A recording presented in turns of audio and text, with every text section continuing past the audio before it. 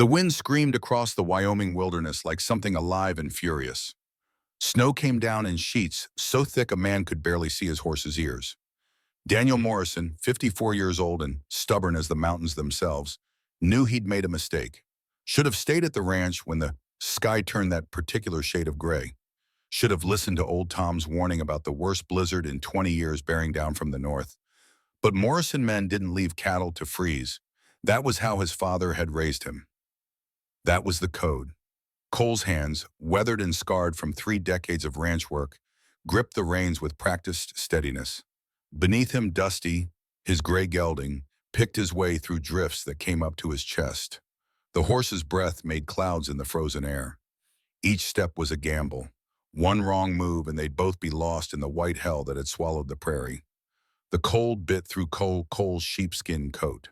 He'd served in the cavalry during the war between the states, had tracked Confederates through frozen Virginia winters, had seen men die from exposure before they ever fired a shot. He knew cold, knew how it crept into your bones, made you stupid, made you careless, made you dead. His mind drifted as he rode, the way minds do when a man's alone with nothing but wind and memories.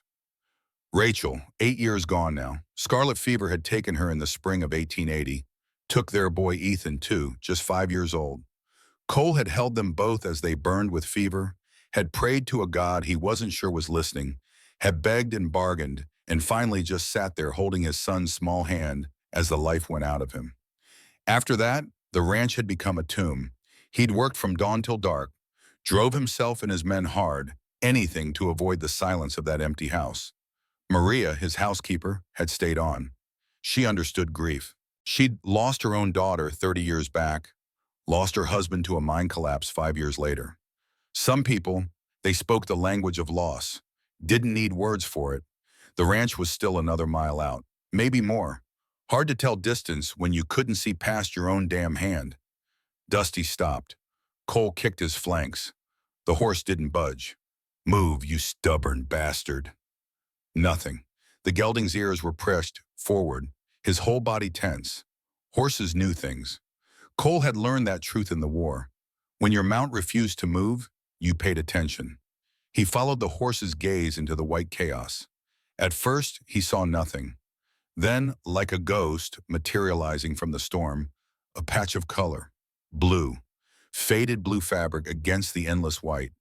His heart stopped. No, not again. Please, God, not again. Cole was out of the saddle before he'd finished the thought. His boots sank deep into snow. The cold hit him like a physical blow now that he wasn't moving. He waded forward, each step an effort, toward that small splash of blue that shouldn't be there. It was a child, a little girl, maybe 9 years old, lying face up in a drift. Her eyes were closed, her skin was the color of old wax. Her lips were blue. Her small hands, bare and curled like claws, had gone from blue to an ugly gray. She wasn't moving, wasn't breathing, far as he could tell. "No, the word tore out of him. No, no, no."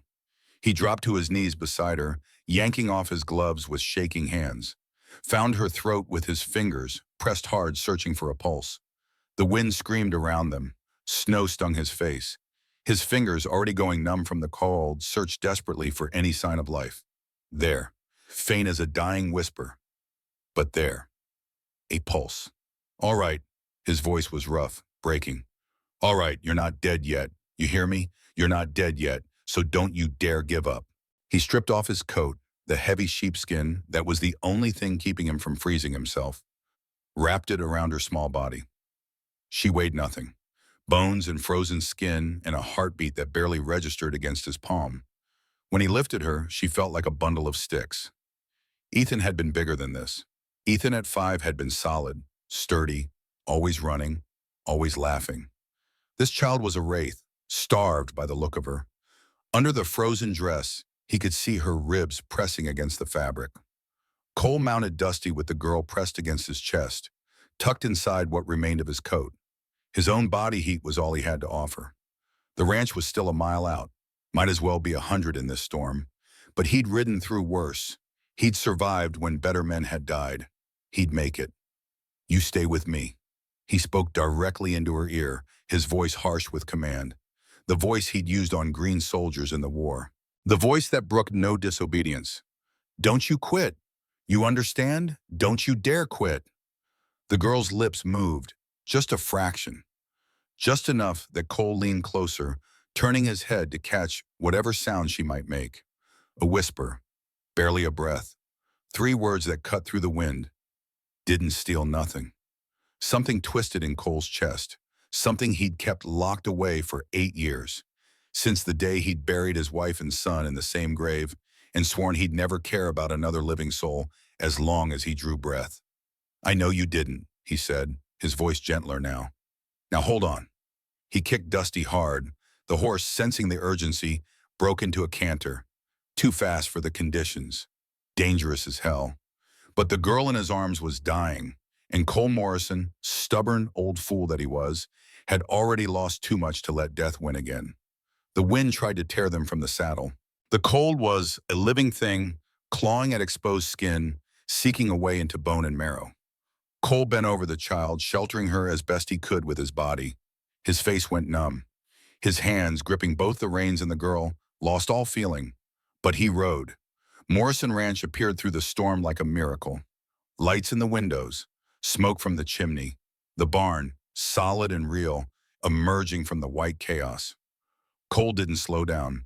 He rode straight up to the main house, nearly trampled the porch steps, and was off Dusty before the horse had fully stopped. Maria!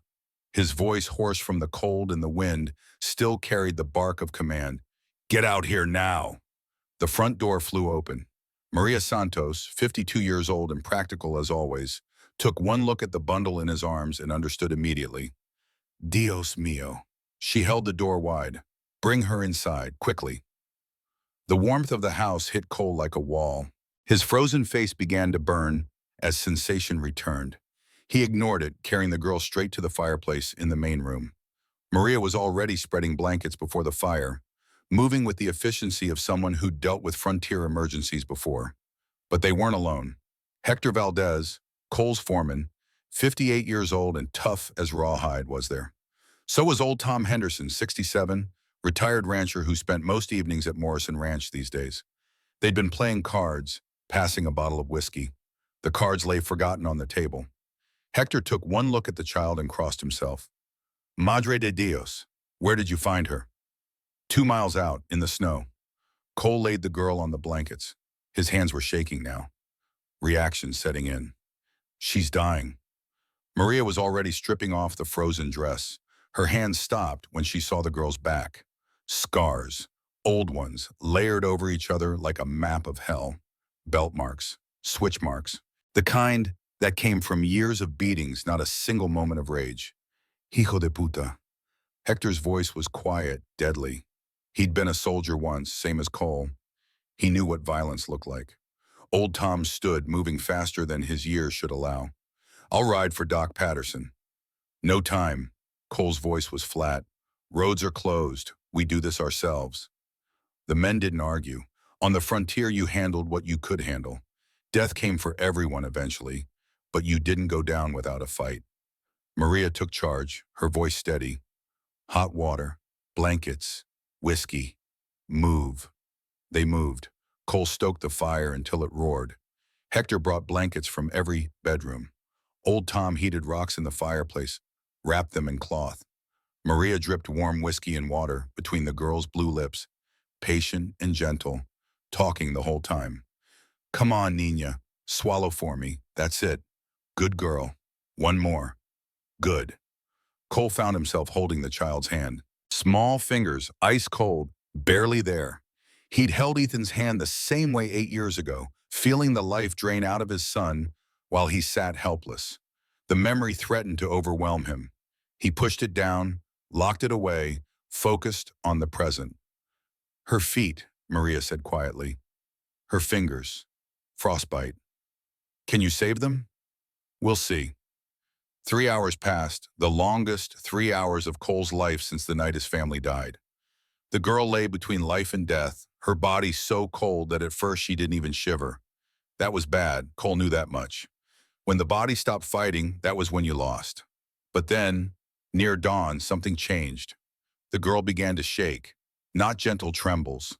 Violent convulsions that rattled her teeth made her whole body spasm. Cole's heart seized. Is that bad? Maria's face, tight with concentration, suddenly relaxed. No, it's good. Her body is fighting. The blood is moving again. Looks like a fit. She's warming up. Hold her. Keep her still. Cole gathered the child against his chest, trying to steady her through the shaking. She was so light, so impossibly small, like holding a baby bird. That's it, he murmured, not even aware he was speaking. That's it. Keep fighting. Don't give up on me. Hector and old Tom watched from the doorway, silent witnesses.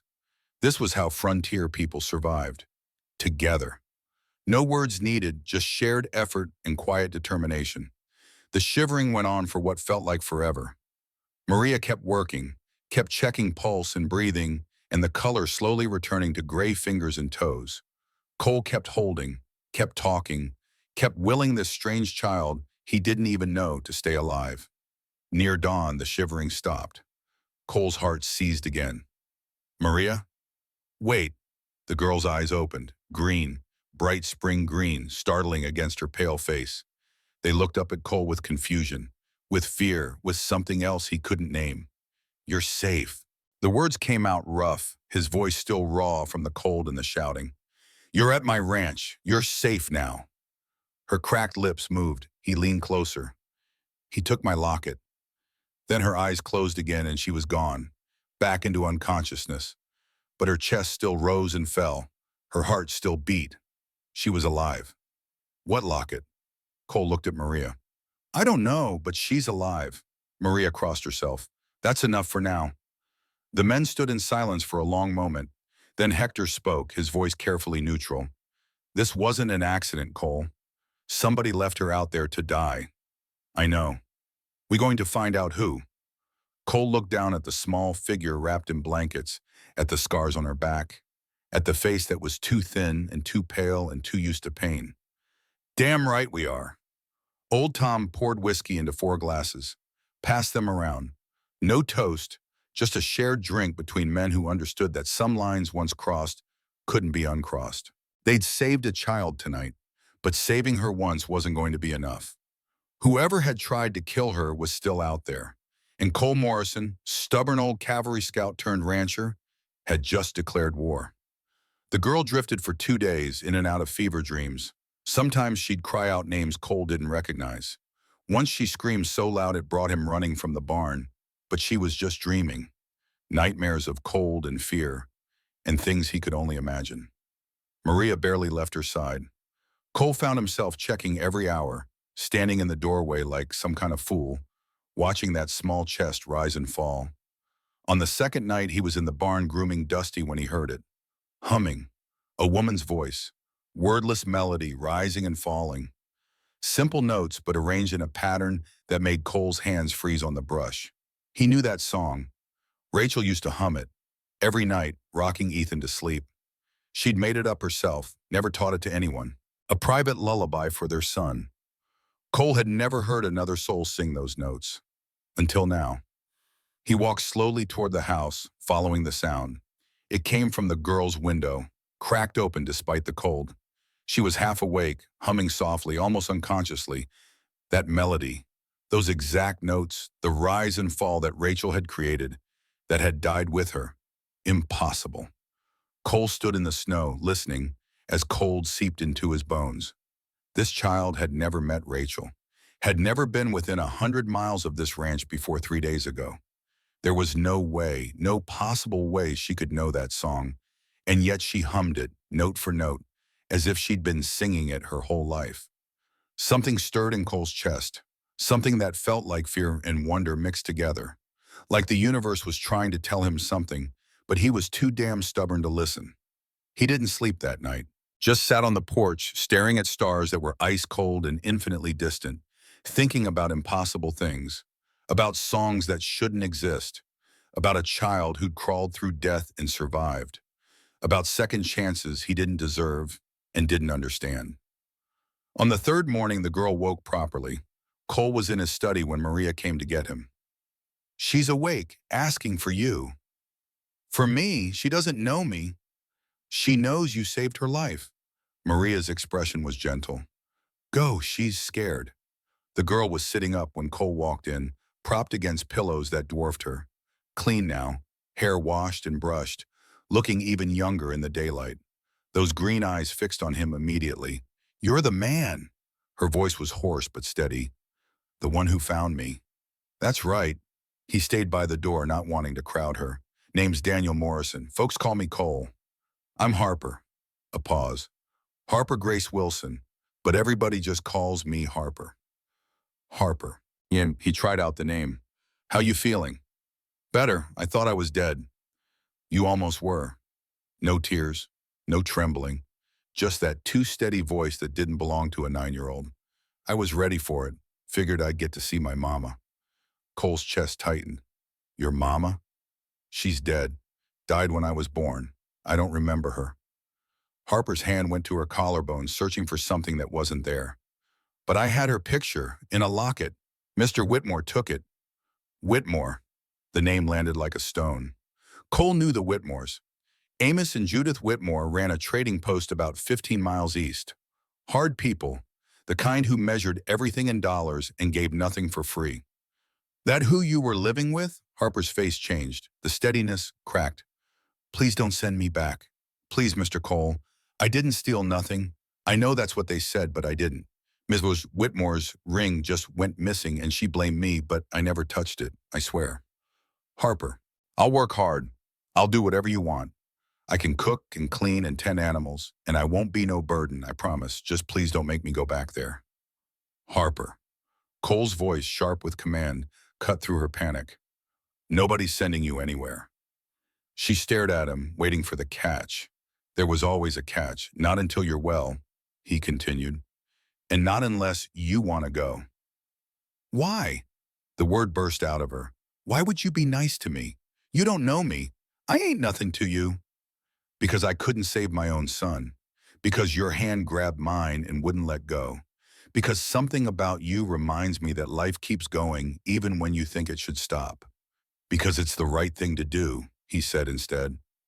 Harper's eyes filled with tears. She tried to hold them back. Failed. Cole stood there awkwardly, not knowing what to do with a crying child. Hadn't known 8 years ago with Ethan. Sure as hell didn't know now. Tell me what happened, he said finally. All of it. So she told him. The story came out in fits and starts. About a farmer named Silas Crane who'd raised her until she was 6. How Crane had sold her to the Whitmores for $40 cash. 3 years of scrubbing floors and hauling water and being treated worse than livestock. The beatings when she didn't work fast enough. The meals she went without when Mrs. Whitmore was feeling spiteful. She told him about the ring, the accusation, the blizzard, and she told him about the locket. It's all I have. Her voice finally broke. The only thing that was ever really mine. Silver with initials on the back. V.S. had a picture inside of a pretty lady. I used to look at her every night. Pretend she was my mama. Pretend she was watching over me. V.S., Cole repeated. I don't know what they stand for. But when Mr. Whitmore saw them, something changed in his face. Like he recognized them. Like they meant something. But Cole's mind was working. V.S. a silver locket. A child hidden with a farmer. Paid for in gold. Whitmore's reaction to those initials. This girl had a story, and he had a feeling it was bigger than anyone knew. Harper, how'd you end up with that farmer in the first place? Don't know. Been with him far back, as I remember. He said somebody paid him to take me when I was a baby. Left me on his doorstep with a bag of gold coins, never told me who. And nobody ever came looking. No, sir. Harper's voice went small. Nobody ever wanted me. The words hit Cole like a fist to the gut. He thought about Ethan, about how much they'd wanted him, how much they'd loved him. Some children were wanted so much it nearly killed their parents to lose them. And some children were thrown away like they were nothing. Harper. He crossed to the bed, knelt beside it so their eyes were level. You listening to me? She nodded. You're not nobody, you're Harper Wilson. You survived 3 years of hell and walked through a blizzard and didn't give up. That's somebody. That's more than somebody. Fresh tears spilled down her cheeks. "You're staying here," Cole continued, his voice firm. "Long as you need, long as you want. And tomorrow I'm riding to the Whitmores, getting your locket back." Harper's eyes went wide. "You'd do that for me?" "I would." But what's the... Cole didn't have an answer that made sense, didn't have words for the thing cracking open inside his chest. "Because I can," he said finally. "Because it's right. Now get some rest." He stood to go, but a small hand caught his sleeve. "Mr. Cole?" "Yeah, that song. The one you were humming when you carried me in from the snow." Harper's eyes searched his face. "Where'd you learn it?" Cole went very still. "What song?" "The one without words, rising and falling, soft. I know it from somewhere, but I can't remember where." The room felt suddenly cold despite the fire. Cole's heart hammered against his ribs. He hadn't been humming. He'd been focused on keeping Harper alive, on getting her to the ranch, on not losing another child. He hadn't made a sound. "Get some rest," he said again, his voice rough. "We'll talk more tomorrow." But as he walked down the stairs, his hands were shaking. That night, Cole sat on the back porch long after everyone else had gone to bed. Maria found him there, wrapped in her heavy shawl, cup of coffee in her hand. "You should sleep, Cole." "Can't." She sat beside him, didn't push. That was what he valued about Maria. She understood silence. "The child," Cole said finally. She was humming a song, Rachel's song, the one she used to sing to Ethan. Maria went still. "You're certain?" "I know what I heard. Perhaps a coincidence? That melody's too specific. Rachel made it up herself, never taught it to anyone." They sat in silence for a long moment. "What will you do?" "Get her locket back. Find out where she came from, who she really is." Cole's jaw tightened. "And make sure the Whitmores never hurt another child." "And after? When she's well?" Cole looked out at the snow-covered prairie, at the mountains dark against the stars. "She stays." "You're certain?" "God help me, Maria, she stays." Maria nodded slowly, no surprise in her expression. Like she'd known all along what he'd decide. "You are a good man, Daniel Morrison." "I'm not." "You are. Even if you don't believe it." She touched his arm. "That little girl needs a father. And you, perhaps, need a daughter." Cole said nothing, but when Maria went inside, he stayed on that porch for a long time, watching the snow fall and thinking about second chances, about songs that shouldn't exist, about a child who'd survived impossible odds, about the strange ways the universe worked when you weren't paying attention. Inside the house, Harper slept without nightmares for the first time in 3 years. She didn't know that her life had changed forever. Didn't know that the man who'd pulled her from the snow was about to become her fiercest protector. Didn't know that her locket held secrets that would shake everything she thought she knew about herself. All she knew was that someone had come for her. Someone had carried her through the storm. Someone had said she could stay. For the first time in her 9 years of life, Harper Grace Wilson fell asleep feeling something she'd never felt before. Safe. The next morning came cold and clear. The blizzard had blown itself out during the night, leaving behind a world transformed. Snow covered everything, smooth and white and deceptively peaceful. The kind of morning that made you forget how deadly the night before had been. Cole was in the barn before sunrise, saddling Dusty by lamplight. His Winchester rifle lay on a hay bale, cleaned and loaded. His Colt .45 sat heavy on his hip. He wasn't expecting trouble. But a man who'd survived the war and 30 years on the frontier knew better than to ride unprepared. "You're going now, Bow-I-Thing?" Hector appeared in the doorway, breath fogging in the cold air. "Before Whitmore can hide anything." "You want company?" Cole considered. Part of him wanted backup. The smart part, the part that had kept him alive this long. But another part, the part that was older and meaner and still remembered how to be dangerous, wanted to handle this alone. "No, stay here. Keep an eye on Harper." "And if Whitmore doesn't want to give up the locket?" Cole's expression went cold. "Then I'll convince him." Hector nodded slowly. Men like them didn't need the details spelled out. They had both done hard things in their lives. Sometimes the world required a hard hand. "Vaya con Dios, amigo." "Thanks." Cole swung into the saddle. The leather creaked. Dusty stamped, eager to move after being cooped up during the storm. The sun was just touching the mountains, turning the snow gold and pink. Beautiful morning, the kind that made lies of the darkness that came before. The ride to Whitmore's trading post took 3 hours. Cole used the time to think, to plan. He wasn't a violent man by nature, never had been, even in the war. But he was capable of violence when necessary, had killed men who needed killing, had broken bones that needed breaking.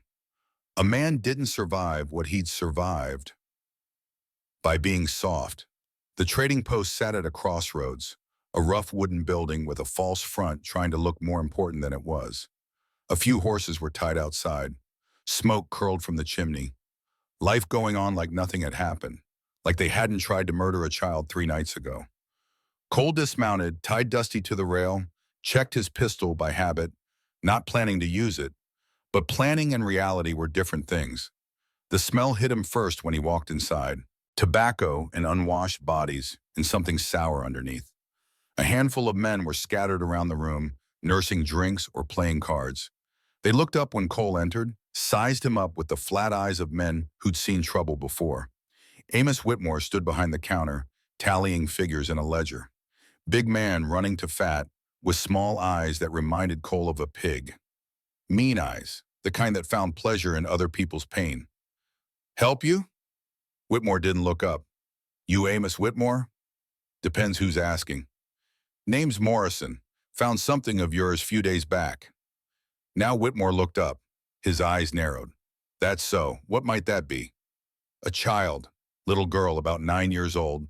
Dark red hair. Green eyes." Cole's voice was flat, controlled. "Left to die in a blizzard." The room went very quiet. The card players stopped playing. "Don't know what you're talking about." Whitmore's voice was equally flat. "Must have me confused with somebody else." Cole stepped closer to the counter. "Her name's Harper Wilson. Says she lived here 3 years. Says your wife accused her of stealing, and you threw her out to die. Girl's a liar and a thief. Whatever she told you, it ain't true. She also says you took something from her." Cole's eyes never left Whitmore's face. "A locket, silver with the initials VS on the back. I want it back." Something flickered in Whitmore's eyes. Fear, maybe, or greed. Hard to tell. "Can't give back what I don't have." "Funny, because Harper was real clear about you putting it in your pocket right before you threw her out." Whitmore's hand drifted below the counter. Shotgun, probably. Men like him always had a shotgun under the counter. "I'm asking nice," Cole said, his voice dropping lower. "One last time. Give me the locket. And I'm telling you, I don't have it. Now get out of my establishment before I have you thrown out." Cole moved, fast. The way he'd moved in the war, when speed meant the difference between living and dying. His hand shot across the counter, caught Whitmore's wrist before the man could bring up the shotgun. Twisted hard. The snap of bone was loud in the quiet room. Then Cole slammed Whitmore's face into the wooden counter. The card players jumped to their feet. One reached for his gun. "I wouldn't." Cole's voice was calm, conversational even, as he pressed Whitmore's face harder into the wood. His eyes never left the men in the room. "This is between me and him, unless you boys want to make it your business." Nobody moved. "Now!" Cole increased the pressure on Whitmore's twisted arm. "Where's the locket?" "You're breaking my arm," Whitmore gasped, voice muffled against the counter. "Not yet, but I will if you don't start talking." All right, panic crept into Whitmore's voice. "Left pocket. Jesus, just let me go." Cole reached into the man's coat with his free hand. Found it immediately. Silver tarnished with a delicate chain. He flipped it open with his thumb. The portrait inside was exactly as Harper had described. Dark-haired woman, sad eyes, beautiful. V.S. Victoria Sterling, maybe? The Sterling family was old Boston money. Mining, railroads, banking. Cole had heard stories. Nothing good. He released Whitmore and stepped back. The man straightened slowly, cradling his injured wrist. Blood trickled from his nose where it had hit the counter.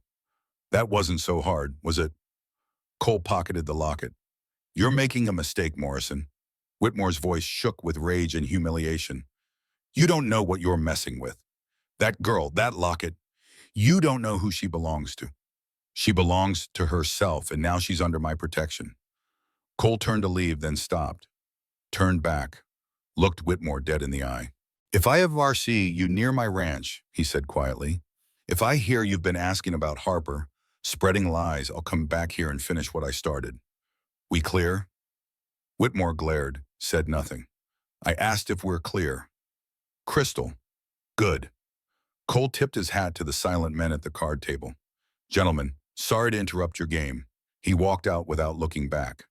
But as he mounted Dusty and turned toward home, Whitmore's words echoed in his head. You don't know who she belongs to. What the hell did that mean? The ride home gave Cole time to examine the locket properly. He stopped halfway back, dismounted in a clearing where the snow had drifted into perfect, untouched waves. The sun was high now, bright enough to see details. The silver was old, real silver, not plated, engraved work on the back, delicate and expensive. The kind of thing that cost real money, not the kind of jewelry a poor farmer's wife would own. He opened it again. The portrait inside was professional work, oil on ivory, tiny and perfect. The woman had dark hair pulled back in a style from maybe 10 years ago.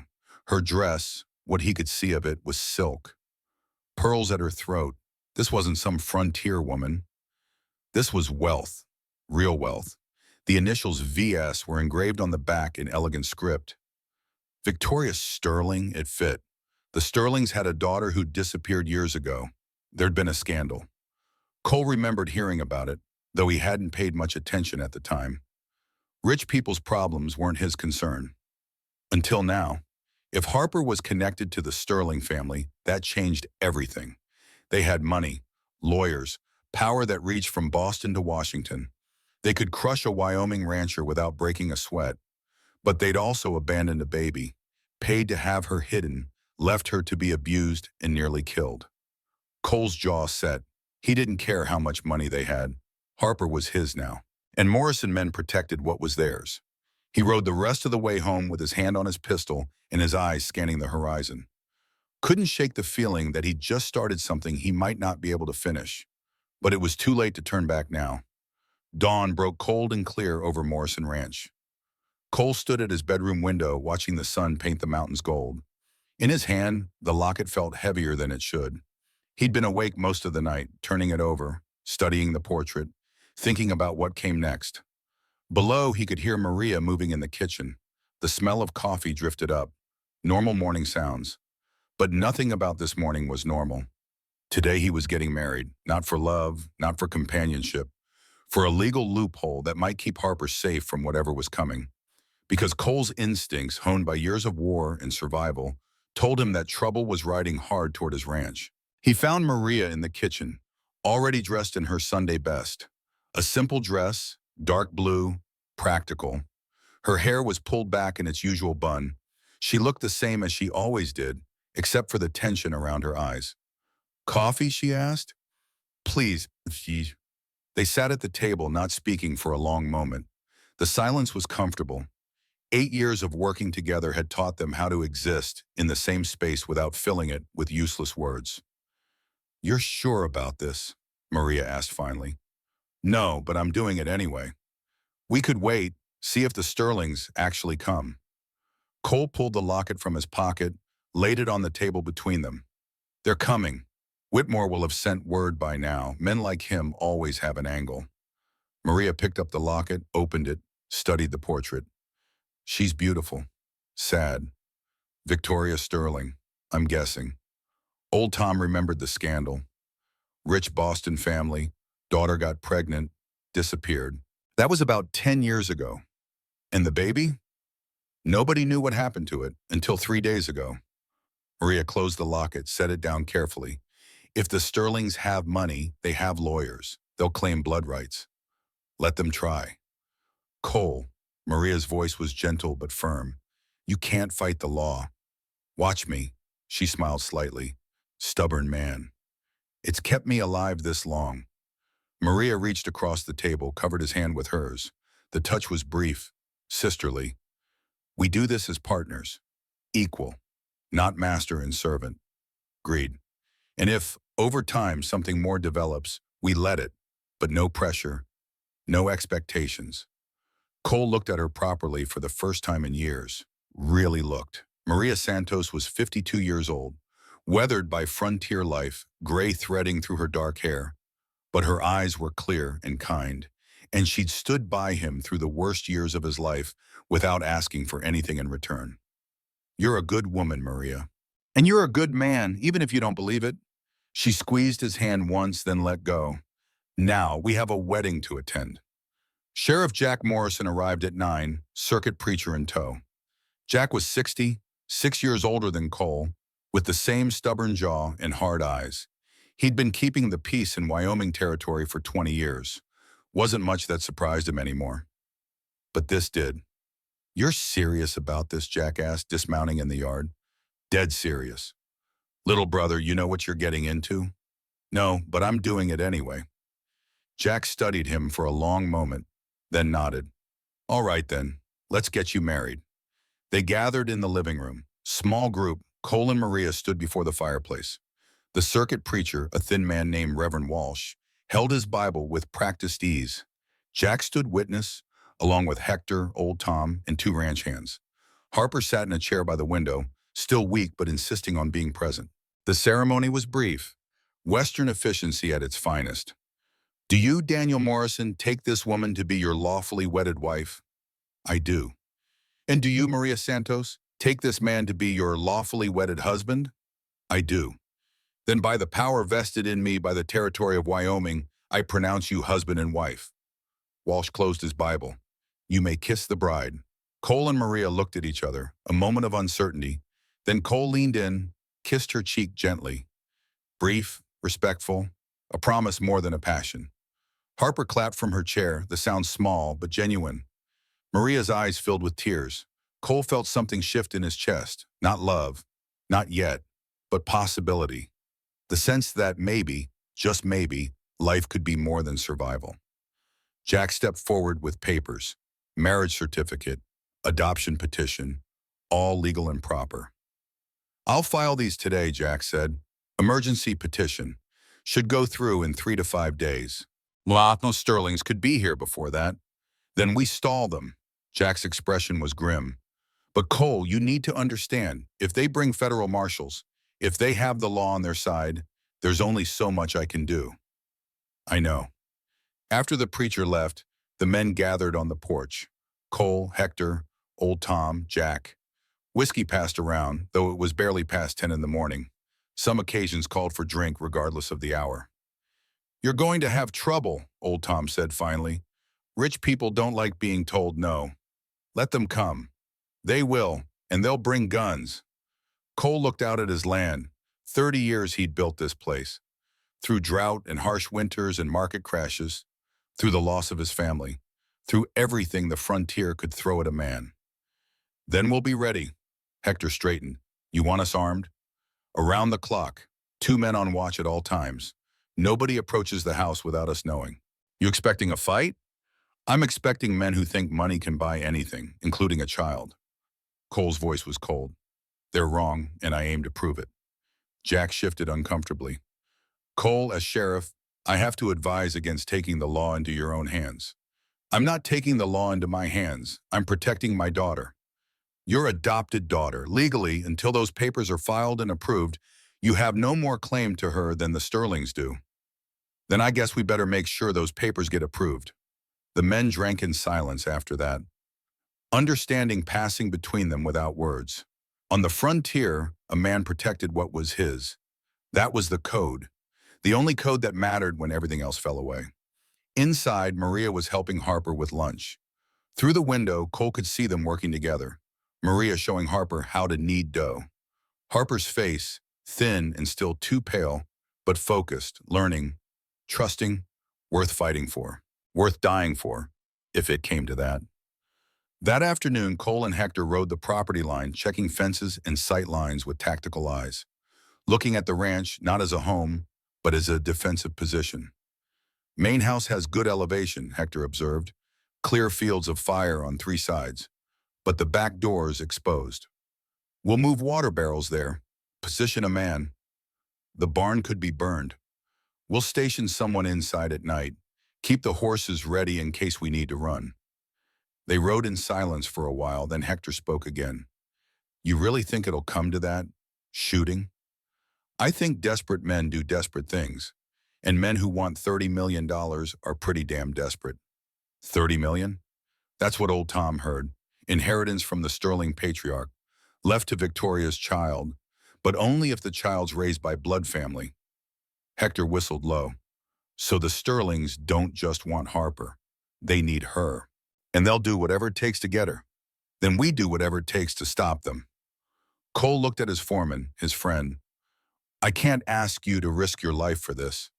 "You're not asking, I'm offering." Hector's voice was firm. "I lost my daughter to cholera 20 years ago. She was Harper's age. I couldn't save her. But maybe I can save this one." Something passed between them. Understanding. Shared grief. The bond of men who'd both lost too much. "All right, let's get ready for war." They spent the rest of the day preparing, cleaning weapons, checking ammunition, positioning supplies. Old Tom rode to neighboring ranches, spreading word. By evening, 3 more ranchers had arrived, bringing guns and men, and a grim determination that needed no explanation. Frontier justice. When the law was too far away or too corrupt to help, men helped each other. That was how you survived out here. As the sun set, Cole stood on the porch one more time, rifle in hand, watching the road. Nothing moved but wind and shadow. But the feeling in his gut, the instinct that had kept him alive through war and hardship, told him the calm wouldn't last. They were coming. Soon. That night, Harper couldn't sleep. Cole found her in the kitchen near midnight, wrapped in a blanket, staring out the window. Bad dreams? She jumped, then relaxed when she saw it was him. "I keep seeing the snow, feeling the cold." Cole poured himself coffee, sat across from her, didn't say anything. Sometimes silence was better than empty comfort. "Are they really coming?" Harper asked finally. "These Sterling people?" "Probably. And they'll try to take me." "They'll try." Harper's hands tightened on her blanket. "I don't want to go with them. I don't care if they're family. They threw me away when I was a baby. Why would they want me now?" Cole considered lying, protecting her from the ugly truth. But Harper had survived 3 years of ugliness. She deserved honesty. "Money," he said simply. "You're worth $30 million. Her eyes went wide. "That's why the Whitmores kept me? For money?" "Different money. The Sterlings paid your farmer to hide you. When that money ran out, he sold you to the Whitmores. And now the Sterlings want you back because if they control you, they control your inheritance." Harper was quiet for a long moment, processing. Then she looked up at Cole with those 2 old eyes. "So nobody's ever wanted me for me, just for money. I want you for you. You don't even know me. I know enough. I know you survived when most would have died. I know you're brave and tough and you don't quit." Cole leaned forward. "And I know that when I held you in that blizzard dying, something in me came back to life. Something I thought was dead." Tears spilled down Harper's cheeks. "What if they win? What if the law says I have to go with them?" Cole's expression went hard. "Then we'll fight the law." "You can't fight the law. Watch me." A sound from outside. Horses, multiple horses, coming fast. Cole was on his feet instantly, rifle in hand. "Harper, root cellar. Now, well, but now, bueno." Maria appeared from the bedroom, already dressed. She'd slept in her clothes. Smart woman. "I heard," she said. "Come, Nina." Harper ran to Cole, threw her arms around him briefly. "Please be careful." "Always am. Now go." He watched them disappear down the stairs, then moved to the window. Through the darkness, he could see riders approaching. 6 of them. Too dark to make out faces, but the way they rode, the expensive cut of their clothes even from a distance, told him everything he needed to know. The Sterlings had arrived. Hector appeared at his elbow, rifle ready. "Time? Time." They stepped onto the porch together. Old Tom emerged from the bunkhouse, 3 ranch hands behind him, all armed, all grim-faced. The riders stopped 20 yards out, close enough to talk, far enough to run if shooting started. The leader dismounted with the careful movements of a man unused to horses. Eastern clothes, expensive suit dusty from travel, face hard and cold even in the dim light from the house. You must be Daniel Morrison. This is private property. State your business. My name is Richard Sterling. This is my brother Lawrence and our attorney, Charles Thornton. The man gestured to the riders behind him. We're here for Eleanor Victoria Sterling, our niece. Don't know anyone by that name. Don't play games, the girl you found in the snow. She's family. We've come to take her home. Girl's name is Harper Wilson, and she's staying here. Richard Sterling's eyes narrowed. You have no legal right to keep her. I have every right. She's my adopted daughter, as of this morning. That stopped Sterling for a moment. He glanced at his lawyer, who stepped forward. Any adoption would need to go through proper channels, Thornton said smoothly. Courts, hearings, investigation into your fitness as a guardian. Already done. Filed emergency petition with the territorial court. I'm Sheriff Jack Morrison. Jack had emerged from the house, badge visible. And you gentlemen are? Thornton's expression soured. This is highly irregular. So's throwing a child out in a blizzard. But here we are. Richard Sterling's face flushed with anger. Mr. Morrison, I'll be blunt. Eleanor is worth a substantial inheritance. Millions of dollars. The Sterling family has every intention of ensuring she receives it. She doesn't need your money. She needs a home, which you didn't provide. We didn't know where she was. Our sister Victoria died in childbirth. The child was lost to us. Cole's laugh was bitter. Lost, like misplacing a pair of gloves. The younger Sterling brother Lawrence spoke for the first time. His voice was different from Richard's, uncertain. Perhaps we should discuss this more calmly. There's no need for hostility. Shut up, Lawrence. Richard didn't even look at his brother. Lawrence fell silent, but Cole saw something in his face. Discomfort, maybe even shame. Richard pulled out a leather wallet, thick with bills. Mr. Morrison, I'm prepared to offer you $20,000 for your trouble. That's more than this ranch is worth. Girl's not for sale. Everyone has a price. Mine's higher than you can pay. Richard's expression went cold. We'll be back with proper legal authority, and next time you won't have a choice. One of the hired guns, a hard-faced man with a scar across his jaw, shifted in his saddle. His hand drifted toward his pistol. Instant response. Every rifle on the porch came up. Not aiming yet, but ready. Cole's voice cut through the tension like a blade. Your man moves an inch toward that gun, he dies.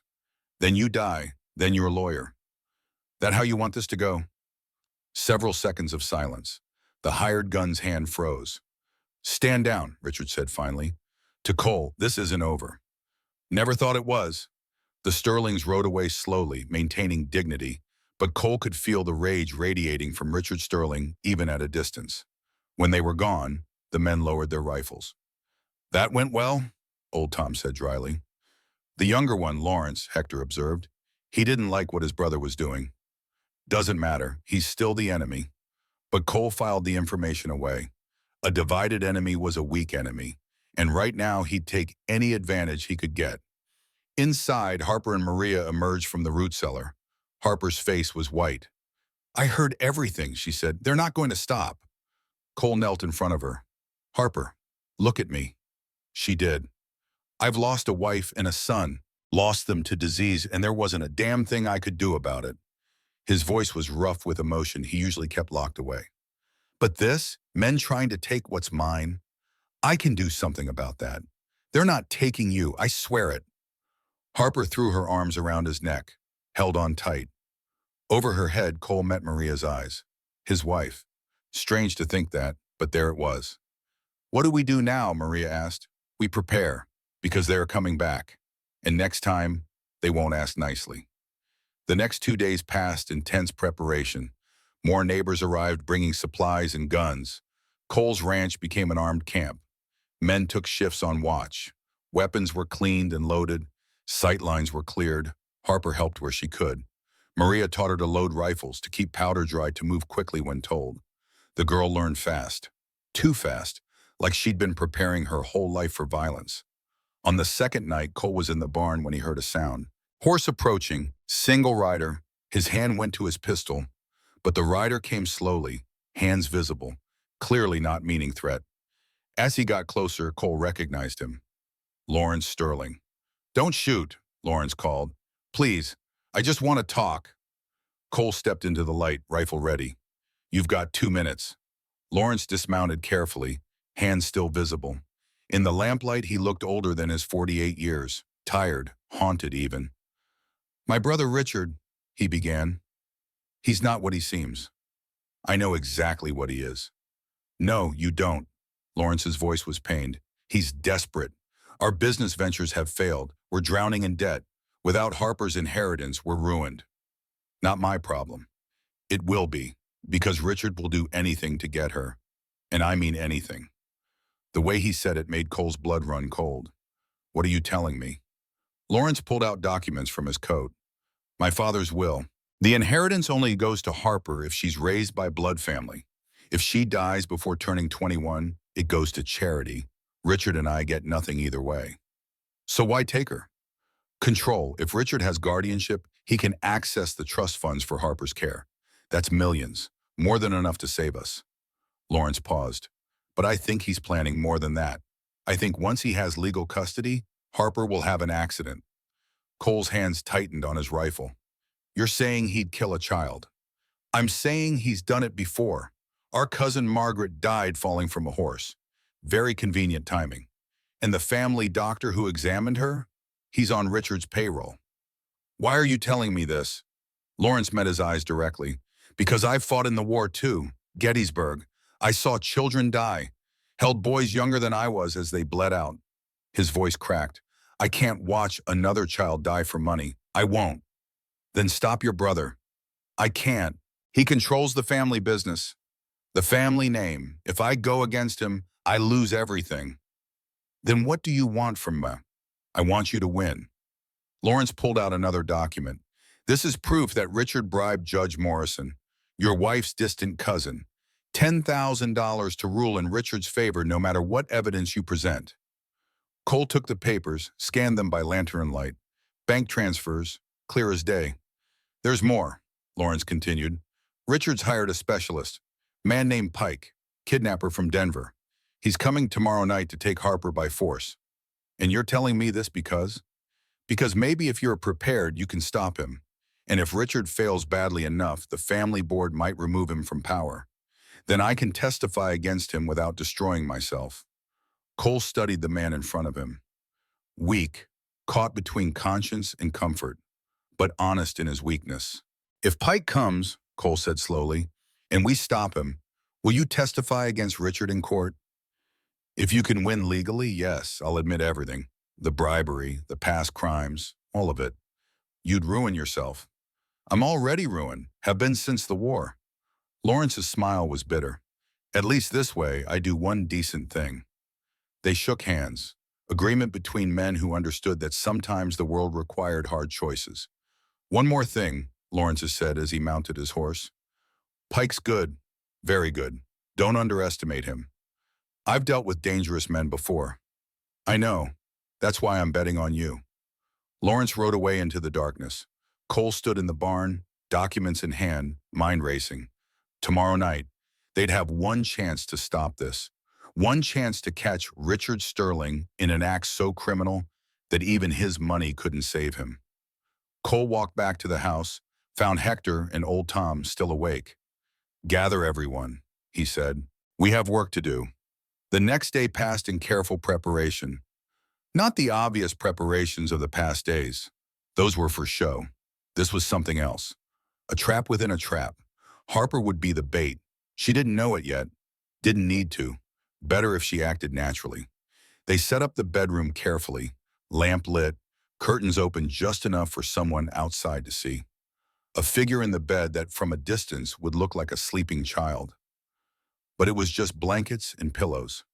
Harper was in the root cellar with Maria, armed and safe. The men positioned themselves with military precision. Cole in the house, Hector and two hands in the barn, old Tom and others in the bunkhouse.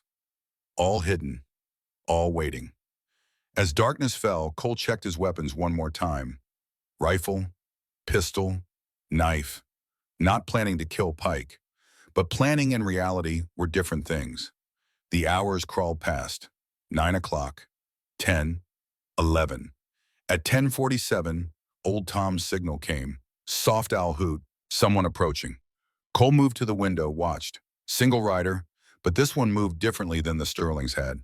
Careful, professional, scouting every shadow before committing. Pike. The man dismounted 100 yards out, tied his horse to a tree, approached on foot. Cole had to admit, grudgingly, that he was good, almost invisible in the darkness. Pike circled the house once, checking for guards. Finding none. The obvious guards had been pulled back hours ago. Let him think he'd gotten lucky. The back door. Pike worked the lock with practiced ease. The door swung open silently. He'd oiled the hinges. Thorough. Cole waited in the hallway upstairs, barely breathing. Heard Pike's soft footsteps on the stairs. Watched him ghost down the hall toward Harper's room. Pike entered, approached the bed, reached out toward the sleeping figure. Cole gave the signal. Rooster crow, sharp and sudden. Men burst in from all sides. Hector through the window. Hands through the door, old Tom up the stairs, 8 rifles trained on one man. Pike went for his gun, fast. Probably fast enough to kill someone in the chaos. Cole fired. Warning shot, deliberately high. The bullet splintered wood over Pike's head. Next one goes through your skull, Cole said calmly. Pike froze. Assessed. 8 armed men. No escape. He dropped his pistol. Smart trap, Morrison. Had good teachers. They tied Pike to a chair in the main room. Sheriff Jack appeared from where he'd been waiting. Pike, you're under arrest for attempted kidnapping. I want a lawyer. You'll get one, but first you're going to tell us who hired you. Lawyer-client privilege. Cole stepped forward. Jack, why don't you go check on Harper? Make sure she's all right. Jack understood, gave them 10 minutes of unofficial time. You can't torture me, Pike said. That's illegal. So's kidnapping children. Cole's voice was cold. But here we are. He didn't touch Pike. Didn't need to. Just talked. Quiet, reasonable, painting a picture of what angry fathers might do to a man who tried to take their daughter. Painting a picture of how accidents happened on the frontier. How men disappeared and nobody asked questions. Pike broke after 5 minutes. All right, Richard Sterling hired me. Paid $5,000 up front. Wanted me to take the girl, hold her till after the court hearing, then make her disappear. The words hung in the air. Admission of conspiracy to murder. You're going to testify to that, Cole said. In court, everything. And if I do, you go to prison for attempted kidnapping. But you live. And if I don't, Cole's smile was cold, then we take you out back and nobody finds the body. Pike was smart enough to take the deal. When Jack returned, Pike was singing like a bird. Names, dates, the whole sordid plot. Jack wrote it all down, official and legal. As dawn broke, Cole stood on the porch watching the sun rise. They'd won this round, but the real battle was still coming. Court, where Richard Sterling would have every advantage except the truth. And sometimes on the frontier, truth was enough. Sometimes. The territorial courthouse in Cheyenne stood 3 stories tall, brick and timber, trying hard to look Eastern and civilized. It fooled nobody. Wyoming was still wild country, and everyone knew it. Law here was more suggestion than rule, enforced by men with badges and guns, not gavels and books. Cole stood on the courthouse steps, looking up at that false promise of civilization. Behind him, Maria and Harper waited in the wagon. Around them, townsfolk gathered. Word had spread fast about the case. Rich Easterners trying to take a child from a rancher. That kind of story traveled. You ready? Sheriff Jack asked. As I'll ever be. Samuel Brooks, the lawyer Jack had recommended, appeared from inside. 50-something, scarred face, walked with a limp from a war wound. He'd fought cases against railroad barons and mining companies. Didn't back down from power. Courtroom's packed, Brooks said. Judge Carter's presiding. She's fair, but she follows the law. We need to prove Richard Sterling's unfit. not just argue your case. We've got Pike's testimony, Lawrence Sterling's documents. Documents can be challenged. Pike's a criminal. His word against a wealthy businessman? Brooks shook his head. We need more. Then we'll get more. They walked inside together. The courtroom was indeed packed. Ranchers and their families filled one side. On the other, Richard Sterling sat with his lawyer Thornton in a small army of assistants. Lawrence Sterling sat separately, alone, staring at his hands. Harper walked between Cole and Maria, small and fragile-looking in a borrowed dress. But her spine was straight, her eyes clear. Whatever fear she felt, she didn't show it. That was his girl, tough as nails when she needed to be. Judge Ellen Carter entered, 60 years old, gray hair pulled back, severe. She'd been dispensing justice in Wyoming for 20 years. Had a reputation for being hard, but fair. Cole hoped that was enough. All rise. Territorial Court of Wyoming is now in session. The Honorable Ellen Carter presiding. Everyone stood. Carter took her seat, surveyed the courtroom with sharp eyes. This is the matter of Sterling versus Morrison regarding custody of the minor child known as Harper Wilson, also called Eleanor Victoria Sterling. Carter's voice carried authority. Mr. Thornton, you may proceed. Thornton stood, buttoned his expensive jacket. Your Honor, this is a simple matter of family law. My clients, Richard and Lawrence Sterling, are the blood uncles of Eleanor Sterling. They seek to provide her with the life and opportunities her mother would have wanted. Your Honor, Brooks interrupted, the child's name is Harper Wilson Morrison. She was legally adopted 3 days ago. An adoption I'm here to contest, Thornton shot back. Filed in haste, without proper investigation into Mr. Morrison's fitness as a guardian. A single man, a rancher of modest means with no experience raising children. I'm not a single man, Cole said, his voice cutting through the courtroom. I'm married to Maria Morrison. We filed jointly. Thornton's expression flickered. He hadn't known about the marriage. Even so, he recovered quickly, the Sterling family offers substantial advantages. Wealth, education, social standing, everything a young girl needs to succeed. Everything except love, Brooks countered, and safety. Your Honor, I have evidence that Richard Sterling attempted to have Harper kidnapped and murdered. The courtroom erupted. Carter banged her gavel. Order. Mr. Brooks, that's a serious accusation. You better have proof. I do, Your Honor. I call James Pike to the stand. Pike was led in shackled, looking smaller and meaner in daylight. He was sworn in, took the stand reluctantly. Brooks approached. Mr. Pike, state your occupation. I do jobs, various jobs, such as bounty hunting, collection, security work. Kidnapping? Pike's jaw tightened. Sometimes people need to be relocated. Were you hired to relocate Harper Morrison? Your Honor, Thornton was on his feet. This man is a known criminal. His testimony is worthless. Overruled. Answer the question, Mr. Pike. Pike looked at Richard Sterling, then at Cole. Saw death in Cole's eyes if he lied. Saw prison if he told the truth. Prison was better than dead. Yeah, Richard Sterling hired me. $5,000. Said to take the girl and make her disappear after the custody hearing. The courtroom went silent. Then everyone started talking at once. Order! Carter's gavel cracked like a gunshot. Mr. Sterling, do you have a response? Richard stood, face red with fury. This man is lying. He's a criminal trying to reduce his sentence by implicating me. I've never seen him before in my life. Then explain this. Brooks produced bank records. Withdrawal of $5,000 from your Boston account, 3 days before Mr. Pike arrived in Wyoming. Business expense, nothing to do with him. Convenient. The morning session went on like that. Thornton trying to discredit Pike. Brooks hammering away at Richard's story. Judge Carter watching it all with unreadable eyes.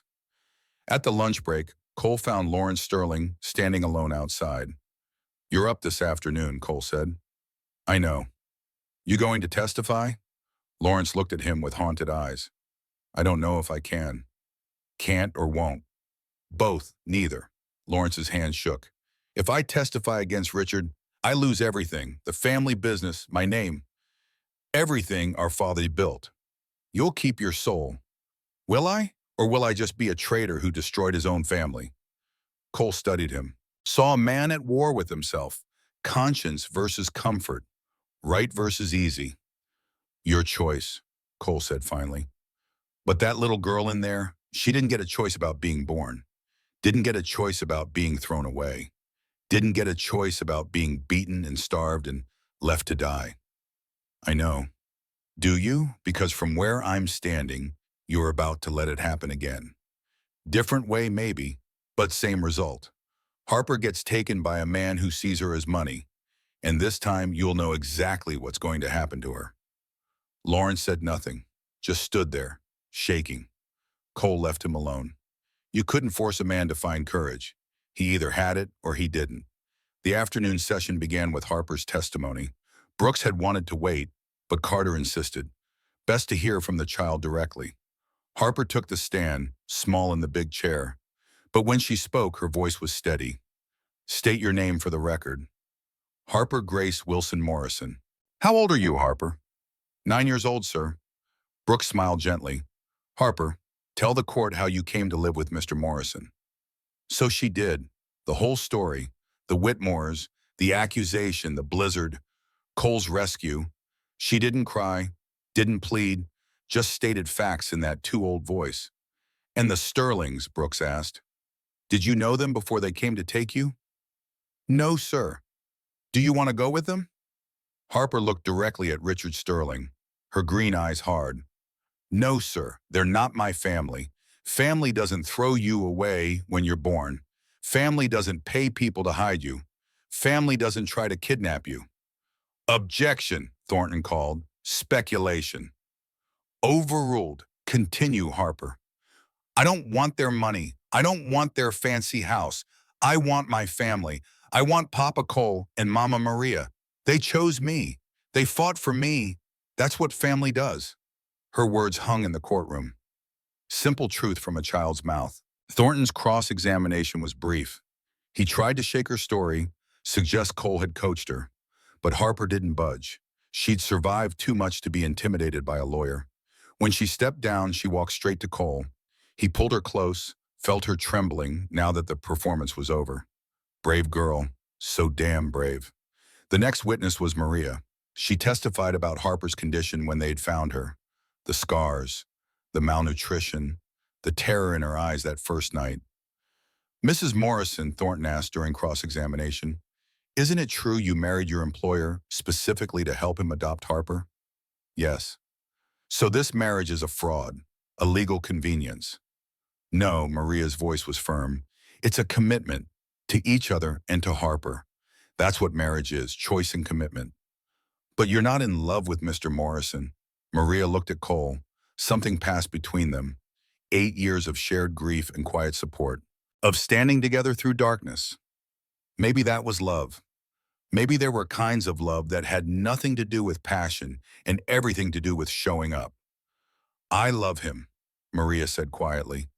Maybe not the way you mean, but I love him, and he loves me, and we both love Harper. That's enough. Thornton had no response to that. The afternoon wore on. More witnesses, neighbors testifying to Cole's character, a doctor discussing Harper's injuries, Brooks building a case brick by brick. But everyone knew the real question. Would Lawrence Sterling testify? As the sun started to set, Carter called for a recess. We'll reconvene tomorrow morning. Mr. Brooks, do you have more witnesses? One more, Your Honor, but I need to confirm his availability. Very well. Court is adjourned until 9 tomorrow. Outside, Cole found Lawrence Sterling again. The man looked like he hadn't slept. Tomorrow, Cole said. Last chance. I know. You know what Richard will do if he wins? He'll have Harper, and within a year she'll be dead. Accident, illness, something convenient. You don't know that. Don't I? You said it yourself. Your cousin Margaret fell from a horse. Very convenient. Cole's voice was cold. You can stop it, or you can live with her blood on your hands. Lawrence flinched like he'd been struck. I fought in the war, Cole continued. Saw boys die, held them as they bled out. You know what the worst part was? Not the ones I couldn't save, the ones I chose not to save. The Confederate boys who were dying anyway, where I could have made their last minutes easier, but I had Union boys who needed help more. I still see their faces. 30 years later, still hear them calling for their mothers. That's what choosing wrong costs you. You live with it forever. Lawrence's face had gone white. So tomorrow you make your choice. Live rich and haunted, or live poor and clean. Cole turned to leave, then stopped. Your choice. But make it knowing that little girl's life is in your hands. That night, Cole couldn't sleep. He sat on the porch, watching stars, thinking about tomorrow. They'd built a good case. But was it enough? Harper appeared at the door, wrapped in a blanket. Can't sleep either, Cole asked. She shook her head, sat beside him. They were silent for a while. Comfortable silence. The kind that only came with real connection. Papa, Harper said finally, if the judge says I have to go with the Sterlings, what happens? We appeal, fight it in higher courts. And if that doesn't work?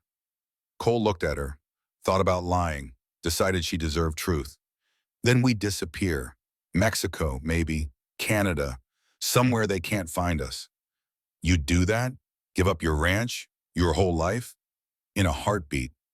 Why? Because you're my daughter. And a man protects his family. That's all there is. Harper leaned against him. I love you, Papa. I love you too, sweetheart. They sat together until Harper fell asleep against his shoulder. Cole carried her inside, tucked her into bed, stood watching her for a long moment. Tomorrow. Everything came down to tomorrow. The courtroom was even more packed the next morning. Word had spread that something big was coming. Ranchers stood in the back when there were no more seats. Press from as far as Denver had shown up. Judge Carter took her seat. Mr. Brooks, your final witness? Brooks stood. Your Honor, I call Lawrence Sterling to the stand. The courtroom went silent. All eyes turned to Lawrence sitting alone in the gallery. He didn't move. For a long moment, Cole thought he wouldn't. Thought they'd lost. Then Lawrence stood, walked slowly to the stand, was sworn in, sat down. He looked at his brother. Richard's face was cold, threatening, promising destruction if Lawrence spoke. Lawrence looked away, at Harper instead. 9 years old, watching him with those green eyes, trusting that adults would do the right thing, still trusting, despite everything.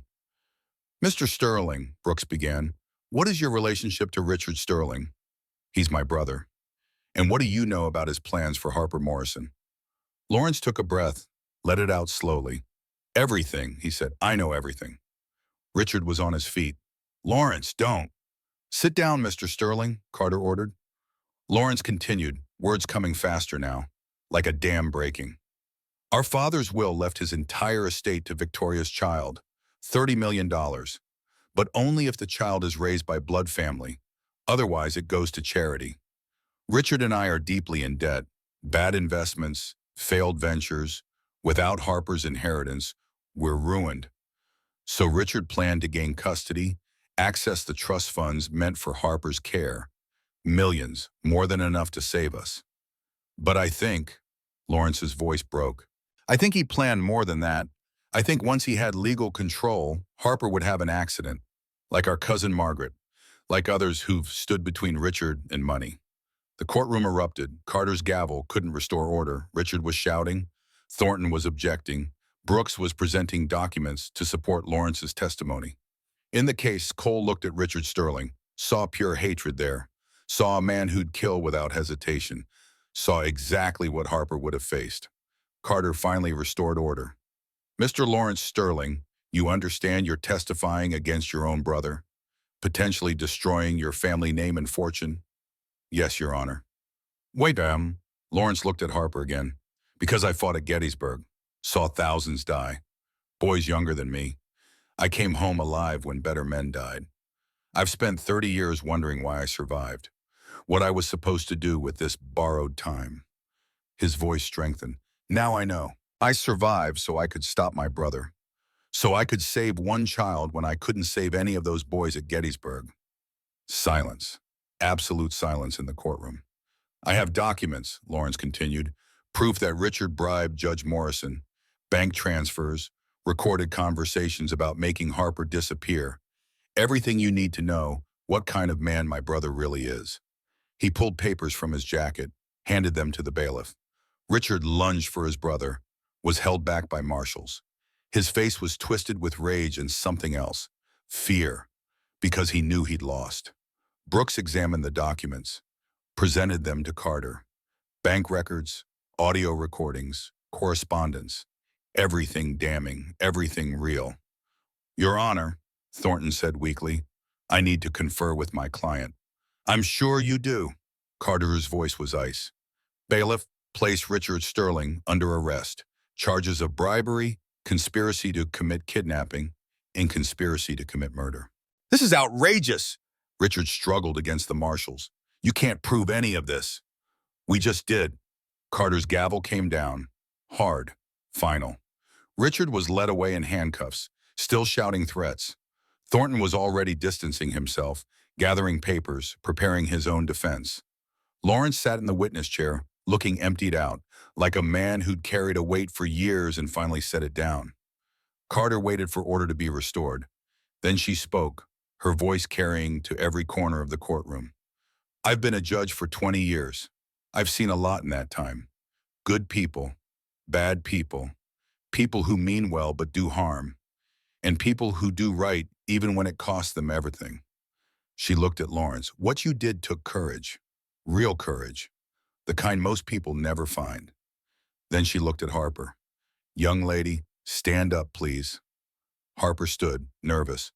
You've been through more in 9 years than most people face in a lifetime.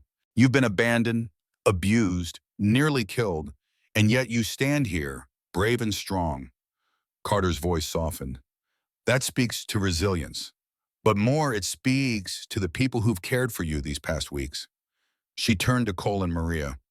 Mr. and Mrs. Morrison, your marriage may have begun as legal strategy, but I've watched you these 2 days. I've seen how you look at Harper, how you stand together. That's not strategy, that's family. Carter picked up her gavel.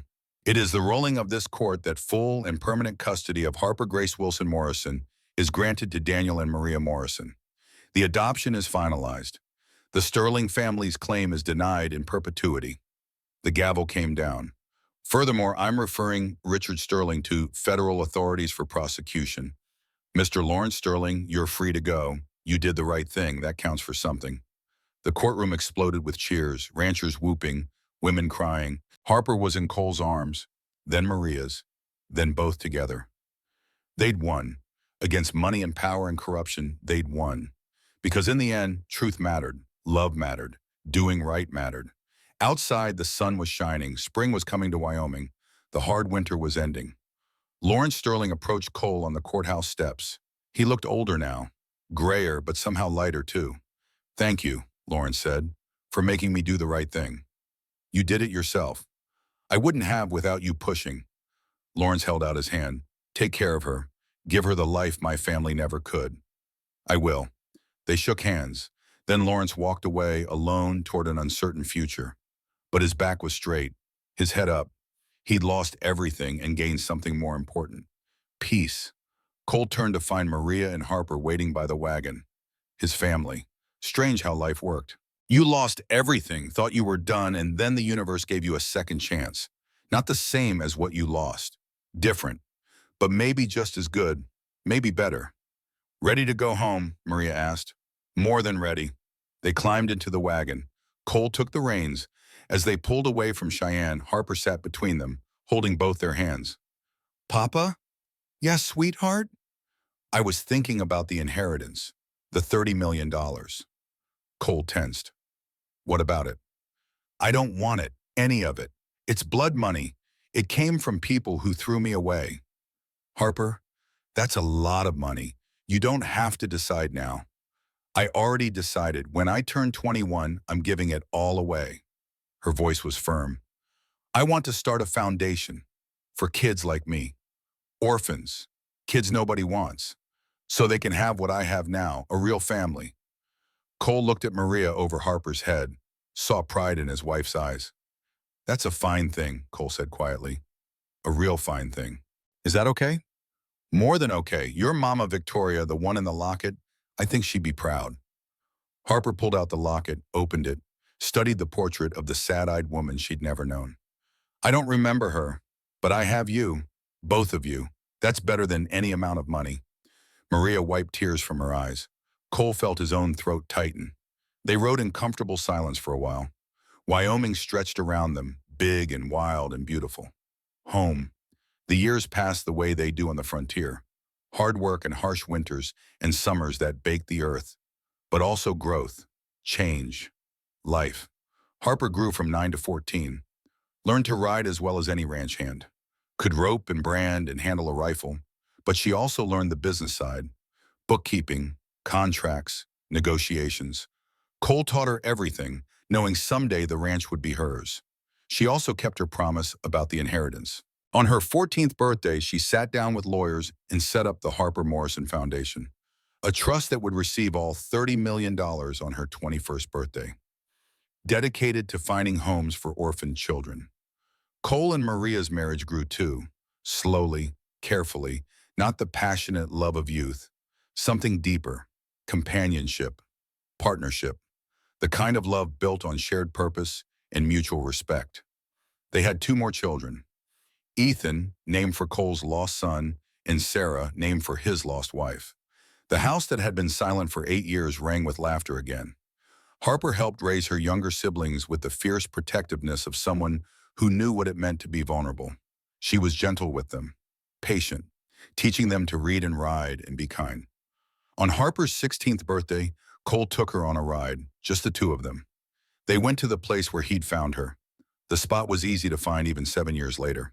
Something about that patch of prairie was marked in Cole's memory forever.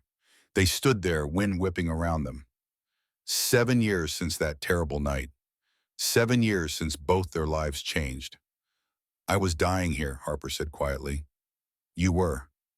But you didn't ride past. Couldn't. Harper looked at him. 16 now, on the edge of womanhood. Still small, but strong, capable, ready to take on the world. Do you ever wonder why, she asked, why Dusty stopped? Why you found me at exactly the right moment?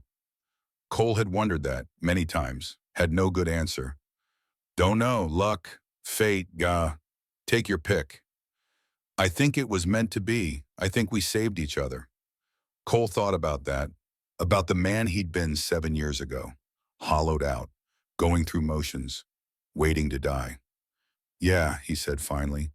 I think maybe we did. They rode back to the ranch together. The sun was setting, painting everything gold. In the valley below, the ranch house glowed with light, smoke from the chimney, figures moving in the windows, Maria preparing dinner, Ethan and Sarah playing in the yard. Home, family, everything that mattered. That night, the family gathered for dinner. Harper at 17, Ethan at 7, Sarah at 5, Cole at 61, Maria at 59. 3 generations around one table. Cole watched them, his heart full in a way he'd thought impossible. He'd lost his first family. Thought that was the end. But life had other plans. Harper was talking about her plans after finishing school. Wanted to work with the territorial social services. Help place orphan children in good homes. Use her foundation money to make real change. Ethan wanted to be a rancher like his father. Already spending every spare moment with the cattle and horses. Sarah was still deciding, but she had time. After dinner, Cole stepped onto the porch, his spot, where he went to think and remember and be grateful. Harper joined him, as she often did. Papa, can I ask you something? Anything. Do you think about them? Your first family, Rachel and Ethan? Every day. Does it still hurt? Cole thought about that. Yes, but it's different now. It used to be all pain. Now it's more like remembering something beautiful that's gone. Still sad, but not destroying. I'm glad you found me, even though it means you lost them. Harper, I didn't find you instead of them. I found you because of them. Cole's voice was rough with emotion he rarely showed. Losing them taught me what matters. When I saw you dying in that snow, I couldn't let it happen again. Couldn't let another child die when I could save them. So they saved me too, in a way. In a way. They stood in comfortable silence. Then Harper said, I'm scared sometimes of getting older, of the responsibility, all that money, all those children depending on the foundation. Being scared is smart means you understand what's at stake. What if I fail? You will fail. Sometimes everyone does. Cole turned to face her. But Morrison women don't quit. They get up. They try again. They do what's right even when it's hard. Is that the legacy? Not the ranch or the money, but the stubbornness? Cole smiled. That's exactly the legacy. Being too stubborn to give up. Too stubborn to let the bastards win. Too stubborn to stop caring even when caring hurts. Harper hugged him tight. I love you, Papa. Thank you for not riding past that night. I love you too, sweetheart. Now go help your mama with dishes. She went inside. Cole stayed on the porch, watching stars emerge, thinking about time and chance and the strange ways life worked. He'd ridden out into a blizzard 7 years ago. Could have died. Should have, maybe, but Dusty had stopped, and Cole had found a dying child, and in saving her, he'd saved himself. The Sterlings had thought they could buy anything, control anyone, but they'd been wrong. Money didn't make family. Choice did. Commitment did. Showing up day after day even when it was hard. Richard Sterling was in prison, would die there. Lawrence Sterling had moved west, started a small business in Colorado, lived quietly, sent letters occasionally, asking about Harper, making sure she was okay, trying in his way to atone. And Harper Morrison, once a child nobody wanted, now a young woman who wanted to save other children. Who'd take $30 million and turn it into hope for the hopeless.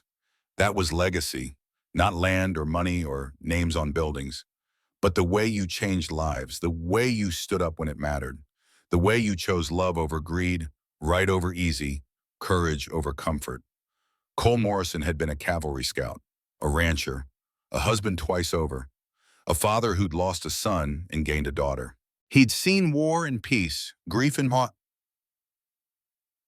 joy, the worst of humanity and the best. He was 61 years old, his hair was gray, his body ached in the mornings. He wouldn't live forever, but he'd lived well. He'd fought the right fights, protected the vulnerable, stood up to power, chosen love over fear. And when he died, whenever that was, he'd die knowing he'd done something that mattered. He'd saved one child, and she'd saved him. That was enough, more than enough. That was everything. Inside, Maria called him for dessert. Ethan was telling a story about a calf that got loose. Sarah was laughing. Harper was helping serve pie. Cole walked back inside, into warmth and light and love, into the family he'd fought for, the family he'd chosen. The door closed behind him. Outside, the Wyoming night settled in, stars brilliant in the cold, clear air, wind singing across the prairie, the land enduring as it always had, as it always would. And on Morrison Ranch, 3 generations gathered around a table, sharing food and stories and the kind of love that couldn't be bought or sold or taken away, the kind of love that lasted, the kind of love that was legacy.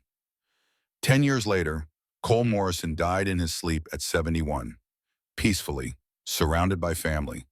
His last words were to Harper, 27 now and director of the Territorial Social Services. She'd placed hundreds of children in loving homes, saved countless lives, made her foundation into something that would outlast them all. Did I do right? He'd asked, his voice weak but clear. You did everything right, Papa. Your mama, Victoria, in the locket. I never met her, but I think she'd be proud of who you became. I'm proud of who you helped me become. Cole smiled, closed his eyes, and let go. At his funeral, half of Wyoming turned out. Ranchers and townsfolk, children who'd been helped by Harper's foundation, old soldiers who'd served with him in the war. Lawrence Sterling came, old now, bent with age and regret, but clean, sober, trying to live a good life with the years he had left. He was a better man than me, Lawrence said to Harper at the graveside. Your father, he knew what mattered. He'd say you figured it out in the end. That's what counts. Lawrence laid a single white flower on the grave, then walked away, leaving Harper with her grief and her memories. The ranch stayed in the family, Ethan took over operations. Sarah married a neighboring rancher. Maria lived another 15 years, dying at 74, peaceful and content. Harper never married, dedicated her life to her work, became a legend in Wyoming. The woman who'd been abandoned twice and spent her life making sure no other child suffered the same fate. The Harper Morrison Foundation grew, established orphanages, funded foster care systems, changed laws. By the time Harper died at 83, her foundation had helped place over 5,000 children in loving homes. At her funeral, hundreds came. Men and women who'd been orphans once, who'd been saved by Harper's work, who owed their families, their lives, their happiness to a woman who'd chosen to turn her pain into purpose. They buried her next to Cole, next to Maria, next to the family who'd chosen her when nobody else would. Her gravestone was simple: Harper Grace Morrison, beloved daughter, sister, friend. She saved us all. And on cold winter nights, when the wind howled across the Wyoming prairie, old-timers would tell the story about a girl left to die in a blizzard, about a rancher who wouldn't ride past, about a family built on choice instead of blood, about how love beat money, how courage beat fear, how doing right beat doing easy, about legacy, real legacy, the kind measured in lives saved and children protected and good done in a hard world. The story lived on, generation to generation, a reminder that sometimes the universe gives you a second chance. And if you're smart enough, brave enough, stubborn enough to take it, you can change the world. One child at a time, one choice at a time, one life at a time. That was the Morrison way. That was the legacy, and it endured.